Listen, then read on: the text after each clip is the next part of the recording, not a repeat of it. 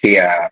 Ini soalnya kalau ada technical analisisnya itu kan ibarat kayak kita jalan udah tahu mapnya itu geraknya gimana gitu kan, arahnya kemana. Jadi lebih Betul. canggih lah kalau trading bareng Bro Andi nih. Oke, Siap, Bro Andi, siap. gue pengen ada follow up question nih berkaitan dengan Q3. Ini kan kalau gue lihat dari pergerakan IHSG dan perubahan harga saham dan lain sebagainya, ini kayaknya sinyal-sinyal sektor rotation ini udah mulai berasa nih. Makin ke akhir Juni, ini sektor rotation mulai berasa gitu. Jadi kalau dari radarnya Bro Andi, sektor rotation ini di Q3 ini bakal lebih condong kemana sih?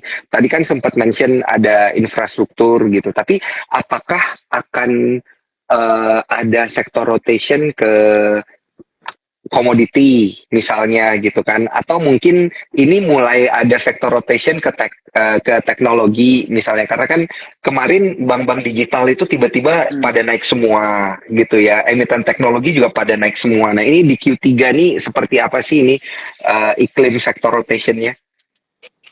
Oke, memang kemarin ini dalam beberapa waktu kemarin, kalau kita lihat adanya sektor-sektor yang mulai terlihat lagi ya setelah sekian lama mungkin ada di masa koreksi. Salah satunya juga tadi yang dibilang sama Daniel, sektor teknologi.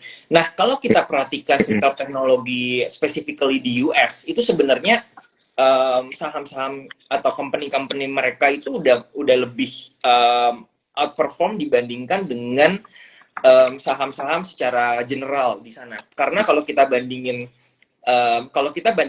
indeks Dow Jones dengan Nasdaq gitu ya. Kalau kita lihat indeks Nasdaq ini lebih outperform outperform dibandingkan dengan Dow Jones-nya, Dow Jones Industrialnya, atau which is kumpulan 30 kumpulan saham-saham besar di US sana.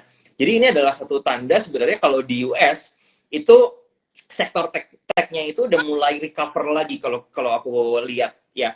Memang agak sedikit berbeda sejak 2022 pergerakan saham-saham di US dengan pergerakan saham-saham di Indonesia, di mana saham-saham di US itu notabene memang company-nya atau emiten-emitennya itu punya peran besar di tech sektor atau di tech industry. Sedangkan di Indonesia ini kan baru awal banget kita memasuki ke era tech atau ke era teknologi gitu ya. Cuman memang kalau kita lihat teknologi di US itu udah mulai recovery-nya lumayan cepat dibandingkan dengan konvensional industrial yang sebelum-sebelumnya. Nah, di Indonesia kalau kita lihat saat ini di mana ya kemarin ada digital bank udah mulai rebound, kemudian juga ada beberapa emiten tech yang juga udah mulai terlihat gitu ya. Kemungkinan kalau misalnya flow-nya masih konsisten nanti di sepanjang Q3 itu akan menjadi satu hal yang positif juga sih buat saham-saham teknologi di Indonesia. Jadi rotasi sektor ke tech itu menurut saya ada potensinya juga, karena kalau kita ngelihat di US itu mereka udah jalan duluan sih kalau aku lihat. Oke, oke, oke, oke. Tech berarti sebenarnya udah ini ya, udah harus beberapa udah bisa jadi watchlist lah ya istilahnya ya. Harusnya ya, soalnya gini, Mm-mm. kalau aku lihat indeks chartnya gitu ya, aku sedikit tunjukin kali ya, boleh aku Mm-mm. putar lagi ya biar Yes. aku lebih confidence lagi. Ah, siap. Nah ini komen harus dimatiin, mantap Jo, thank you. Nah, sorry ya teman-teman, dimatiin dulu komennya. Jadi ini adalah sektor teknologi atau indeks daripada sektor teknologi. Teman-teman juga nanti bisa lihat pergerakan indeks setiap sektornya seperti apa. Jadi indeks sektoralnya seperti apa. Kalau kita flashback dulu ya, waktu masih ingat di zaman-zamannya 2021 di mana IHSG naiknya kencang, itu tuh didorong atau dimotorin sama sektor teknologi ini ya. Dimana kalau kita lihat itu pergerakannya luar biasa di sini. Di selama 3 bulan, Mei, Juni, kemudian Mei, di sini Mei, Juni, Juli ya. Ya Mei, Juni lah ya. Ini pergerakannya luar biasa ya waktu itu. Nah, sekarang kalau kita lihat sepanjang 2022 dia koreksi. Tapi yang menarik di sini kalau aku lihat kemarin di mana sektor teknologi ini sempat membangunkan kita semua gitu ya. Di sini kalau kita perhatikan ada satu ini ya, ada satu engulfing atau ada satu candlestick yang namanya bullish engulfing. Di sini double candlestick pattern ya. di sini ada bullish engulfing. Dan kalau misalkan kita lihat di sini udah mulai muncul bullish divergence. Jadi tadi kalau misalkan Daniel sendiri bilang apakah udah kira-kira proyeksi ke depan di Q3 apakah tech ini akan jadi sektor yang mulai menarik lagi untuk diperhatikan, tanda-tandanya udah terlihat, tinggal konfirmasinya aja dan sahamnya apa yang menjadi PR kita masing-masing nanti untuk menganalisis kira-kira yang mana nih yang bisa kita beli, kemudian bisa dapetin potensial profit yang paling maksimal, kayak gitu sih. Mantap. Kalau dari Bro Andi sendiri ngelihat sektor di Q3 yang paling dijagoin ini ada di mana sih sebenarnya, Bro? Ini soalnya pasti ini cuan troopers nih pasti penasaran nih, Bro Andi ini lagi kemana sih sebenarnya view-nya dari sisi teknis? Oke, sebenarnya kalau misalkan nanti racikan portofolio aku pribadi akan tergantung daripada kondisi portofolio saham aku saat ini. Apakah aku perlu untuk merotasikan saham portofolio saham yang saat ini ada atau enggak. Jadi nanti aku akan coba untuk lewatin satu proses evaluasi dulu apakah saham yang saat ini ada di portofolio bakalan masih potensial atau memang udah saatnya di take profit atau memang harus diganti ke sektor yang lain. Itu akan menjadi PR aku nanti di beberapa waktu ke depan gitu ya. Cuman kalau aku sendiri saat ini memang masih heavy di saham yang defensif, apalagi di sektor banking yang ya aku bilang aja kali ya nggak masalah. Aku masih di BBRI karena BBRI kalau kita lihat udah all time high dan waktu itu juga kalau nggak salah kita sempat live bareng ya. Waktu itu kita ngebahas BBRI juga. Bener. Dan BBRI kan gimana ya, maksudnya indeksnya sideways cenderung masih meragukan, tapi si BBRI ini malah all time high dan secara flow-nya bagus banget gitu ya. Jadi aku masih keep di sana sebenarnya dan kita lihat nanti target-targetnya berhasil dicapai atau enggak. Kalau misalkan ada target yang berhasil dicapai dan cocok banget untuk di take profit, berarti ada cash yang bisa diputerin lagi nanti kita akan cari sektor apa nih kira-kira yang bakal bisa dirotasiin ke sana gitu. Tapi BBRI-nya kena sih, Bro. Thank you anyway, thank you. Iya. Tuh bener kan jempolnya tuh gara-gara trading tuh pasti tradingnya kekencengan. Tetap happy dikasih cuan. Iya, mantap. Iya. Siap.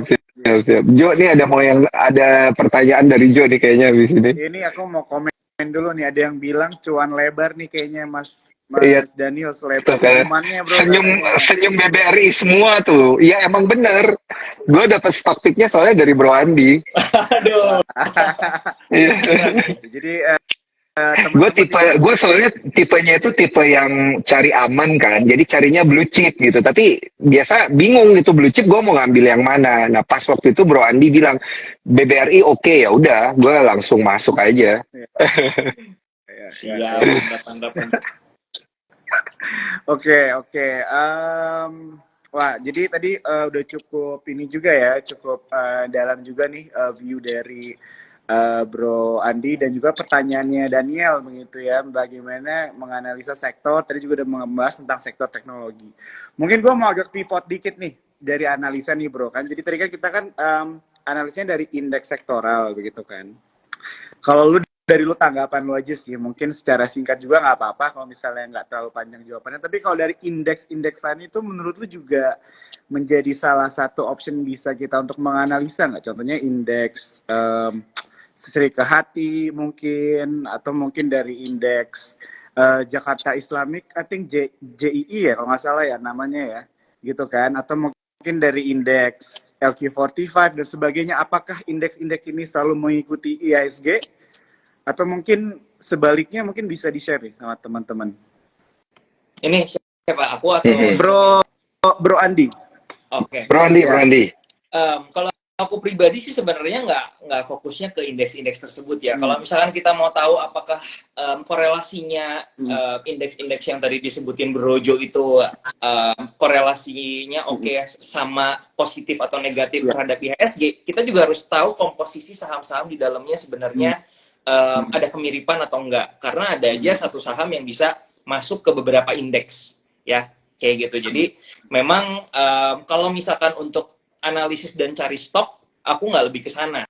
Itu sebenarnya buat apa ya, sebagai tolak ukur aja sih. Atau misalkan kayak ada indeks yang high dividend gitu kan. Misalkan itu ada tujuannya atau ada keperluannya, kita mungkin mau cari saham-saham yang bisa memberikan kita dividen yang besar gitu. Atau mau cari saham-saham atau grup atau kategori sebuah saham yang bisa kita tradingkan secara syariah kayak gitu. Nanti kita bisa lebih dipermudah aja dengan adanya indeks-indeks tersebut sih, tapi bukan yang benar-benar kita mencari atau screening saham yang oke. Jadi itu lebih ke opsi pilihan aja.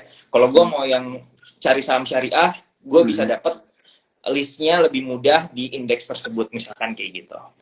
I see. Oke, jadi oke.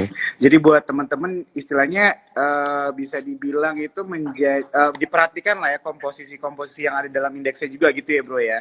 Betul. Jadi hanya menjadi tolak ukur juga. Jadi mungkin kan ya setiap orang kan punya preferences-nya juga kali ya dalam memilih saham dan sebagainya kan. Ada yang mungkin lebih pro ke green investment mungkin kan dan sebagainya.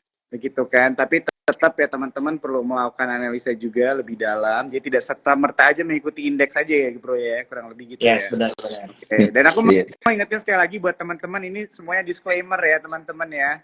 Jadi semua keputusan investasi itu balik lagi ke kalian masing-masing begitu. Oke. Sama gue juga pengen nambahin nih Jo, gue pengen minta tolong ke para cuan troopers yang nonton kita pada malam hari ini. Gue lagi nggak bisa screenshot dan nge-tag kita bertiga, jadi please buat cuan troopers yang nonton, bantuin gue, Jo sama Andi mengabadikan momen ini. Screenshot dan tag ke gue, tag ke Bro Andi, tag juga ke Sekuar Sekuritas, tag ke Jo gitu ya. Tuh. Bagus nih. Lagi bagus nih posenya Bro Andi. Iya. Doain semoga cepat sembuh.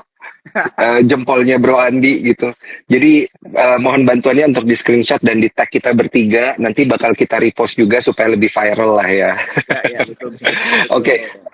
Gantian ya Jo ya. Sekarang gue yang nanya ya nih. Gue pengen nanya ke Bro Andi. Gue nggak tahan nih dari tadi. Pengen nanya. Gue pengen nanya banget nih di kuartal ketiga. Kalau misalnya kita ngelihat mood market gitu ya, Bro ya. Ini kan gimana pun kita nggak bisa kita nggak bisa memungkiri bahwa kayak yang tadi lu bilang Bro, ya kita masih bergantung sama capital inflow. Tiap kali ada capital inflow-nya gede dan lain sebagainya, IHSG kita bisa terbang gitu. Nah tapi capital inflow ini kan most likely memang ada di emiten blue chip. Nah kalau di kuartal ketiga nanti yang lu proyeksikan itu, apakah memang lebih baik kita lebih banyak chip in ke blue chip kah gitu ya? Kalau memang iya, emitennya yang mana aja, atau sebenarnya kita udah mulai bisa ngelihat ke second liner atau ke third liner gitu? Kalau emang iya, emitennya yang mana aja? Oke, sebenarnya yang perlu kita coba untuk pisahin adalah capital inflow ini tuh sifatnya apakah dari foreign atau dari lokal aja, kayak gitu ya.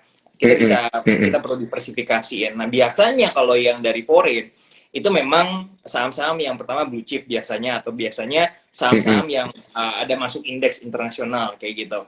Jadi memang ada capital inflow secara foreign di saham-saham tersebut.